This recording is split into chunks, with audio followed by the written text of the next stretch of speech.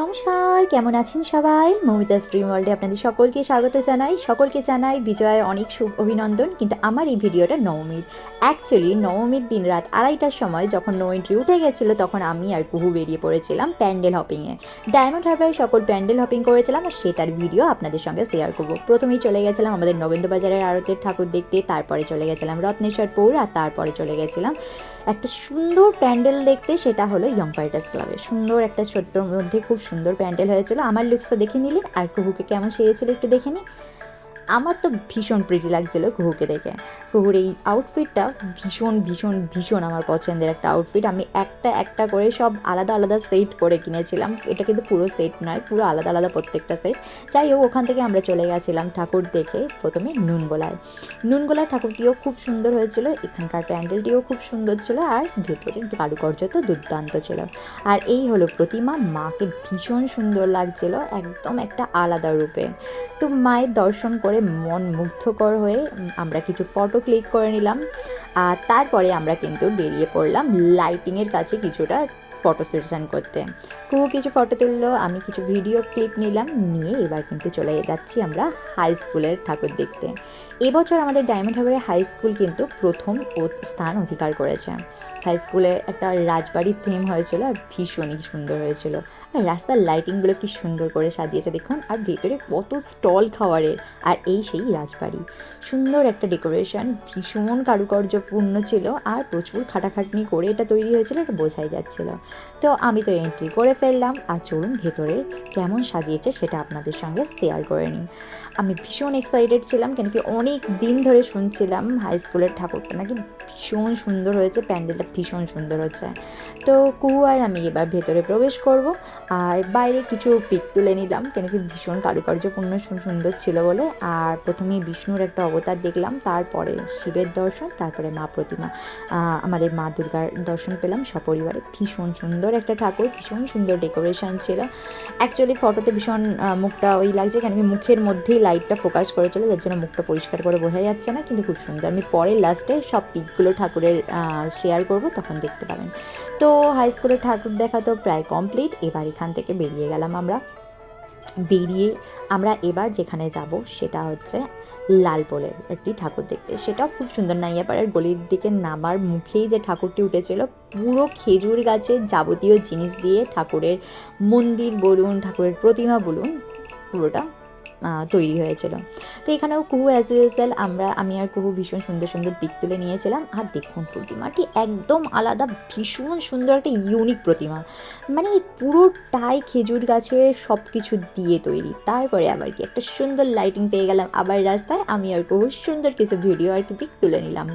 দেখতে থাকুন আর সঙ্গে থাকুন। আর কেমন লাগছে আমার ভিডিওটা অবশ্যই কমেন্টস বক্সে কমেন্ট করে জানাবেন। আর হ্যাঁ, আপনারা এবছর পুজোতে কেমনভাবে কাটালেন, কী কী খেলেন, কীভাবে এনজয় করলেন, অবশ্যই আমার সঙ্গে শেয়ার করবেন। চলুন কিছু পিক তুলে নেওয়া যাক, আর কিছু ফটো আর কিছু ভিডিও নিয়ে নিলাম। ব্যাস, এবার এখান থেকে যেখানে গেলাম সেটা হলো একটা ফেমাস একটা ঠাকুর মণ্ডপ। সেটা হচ্ছে ডায়মন্ড হারবারের রামরামপুরের ঠাকুর। প্রত্যেক বছর এটা একটা স্ট্যান্ড করে, আর এই বছরও একটা তৃতীয় স্থান অধিকার করেছে। ভীষণ একটা সুন্দর প্যান্ডেল। মানে আগের বছর যেমন এই প্যান্ডেলটা দেখেছিল যে সিগারেট যে হানিকারক মানুষের শরীরের জন্য, সেটার উপরে। আর এবছর থিম করেছে যে হাতে টানা যে রিক্সাগুলো এবার তো পুরো মানে বিলুপ্তর পথে, তো সেই বিলুপ্তির জিনিসটাকে তুলে ধরার চেষ্টা করেছে। প্রতিমা অসাধারণ, এত শান্ত স্নিগ্ধ একটা মায়াপূর্ণ, মানে একটা প্রতিমা দেখে না জাস্ট মনটা জুড়িয়ে গেল। ভীষণ ভালো লাগলো। আমরা এখানে বসে অনেকক্ষণ টাইম স্পেন্ড করেছি, অনেকটা মাকে দেখে মনোমুগ্ধকর হয়ে গেছিলাম। তারপরে আবার ব্যাক করলাম। প্রচণ্ড বৃষ্টি হচ্ছিল, বৃষ্টির মধ্যেই অনেক ঠাকুর টোটো করেই দেখতে দেখতে চলে গেছি, স্কিপ করে গেছি, নামিনি। ফটোও তোলা হয়নি অনেকটা ঠাকুরের নেমে নেমে, যেখানে বৃষ্টি কম ছিল সেখানে ফটো তুলেছি। তো তারপরে নেমে গেলাম আমরা ফার্স্টে লেলিননগরের ঠাকুরটা দেখতে। লেলিননগরের ঠাকুরের অ্যাকচুয়ালি থিমটা আইন, স্কুল, এইসব নিয়ে কিছু একটা হয়েছিলো। আমি অ্যাকচুয়ালি সিরিয়াসলি ঠিকমতো বুঝতে পারিনি, বাট প্রতিমাটি খুব সুন্দর ছিল। এবারে যখন কলকাতা ভিজিট করলাম তখনও দেখলাম অনেক প্রতিমা হয়েছে যেগুলো মাটির উপর থিম, মানে মাটি, গাটা মাটির কালারই রেখে দিয়েছে। সেই রকম আমি ডায়মন্ড হারবারে এই প্রথম প্রতিমা দেখলাম, যেটা হচ্ছে লেলিননগরের প্রতিমাটি। তো সেইখানে প্রতিমাটি সত্যিই আমার ভীষণ ভালো লেগেছে, প্রতিমা আমার ভীষণ ভালো লেগেছে, ডেকোরেশনের ভীষণ ভালো লেগেছে, কিন্তু থিমটা আমি ঠিক বুঝতে পারিনি। স্কুল পাঠশালা এইসব কেন্দ্র করে, আইনকে কেন্দ্র করে এরকমই বেস করে থিমটা লাগছিল আমার, আমি ঠিক এখনও জানি না। আর এই সেই প্রতিমা ভীষণ সুন্দর, একটা মিষ্টি প্রতিমা, পুরো গাটাই মাটির কালারের। আর তারপরে একটু বাজারের প্রতিমা দেখে নিলাম। তারপর হ্যাঁ, যেটা মেন, আমার খুব ইচ্ছে ছিল মেদিনীপুর থেকে শিল্পী ডেকে আমাদের শিবালয়ের মায়ের শাড়ি অঙ্কন করা হয়েছিল। এই দেখুন শিবালয়ের মায়ের প্রতিমাটি, মানে কোনো জামা কাপড় পরানো হয়নি, পুরোটাই মাটির উপরে হাতের কাজের, শুধু কাজগুলো দেখলে মনটা জুড়িয়ে যাবে। মেদিনীপুর থেকে শিল্পী এসে এই কাজগুলো করেছে, মানে জাস্ট সামনে থেকে দেখলে তো চোখ ধাঁধিয়ে যাওয়া। আমি 8 ঘন্টা ওখানে শুধু ঠাকুরের শাড়ির ডিজাইন দেখেছি, মানে যেহেতু আমার ডিজাইনের প্রতি একটা ন্যাক আছেই, তো সেই হিসেবে আমি ঠাকুরটাকে ব্যাস কী বলবো। তারপরে চলে গেছিলাম আমরা কিন্তু রাখাল ঠাকুরতলা ঠাকুর দেখে, ভীষণ একটা সুন্দর প্রতিমা, ভীষণ কিউট। তারপর ওখান থেকে রেলগেটের প্রতিমাটি দেখলাম, এই যে রেলগেটের প্রতিমাটি, এটিও ভারী সুন্দর, এক ছাঁচের ঠাকুর হয়েছে। আর এখানকার ঠাকুরটা দেখে আমাদের তো ভোর হয়ে গেল, তখন 5টা বেজে গেছে, আমরা চলে এসেছিলাম।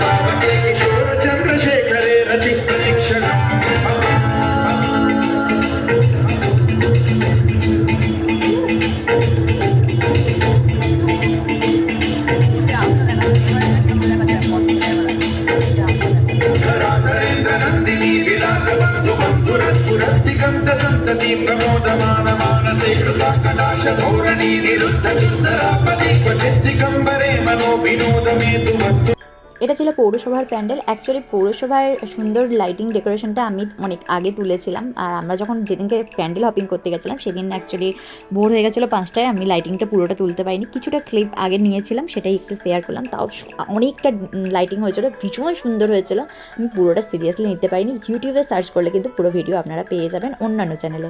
আর এটা আমাদের একদম বাড়ির পাশেই, আমাদের পাড়ার না, পাড়ার পাশে একটি ঠাকুর, এখানেও বাঁশের ছাঁচের ঠাকুর তৈরি করা হয়েছিল। আর শেষে আমাদের প্রতিমা, এখানে যেখানে কুবু দাঁড়িয়ে আছে এটা আমাদের প্রতিমা। আর তারপরে যেগুলো প্যান্ডেল হপিংয়ের ঠাকুর, প্যান্ডেল যেগুলো আমি অত বৃষ্টির মধ্যে নিতে পেরেছিলাম, সেগুলো আপনাদের সঙ্গে শেয়ার করছি।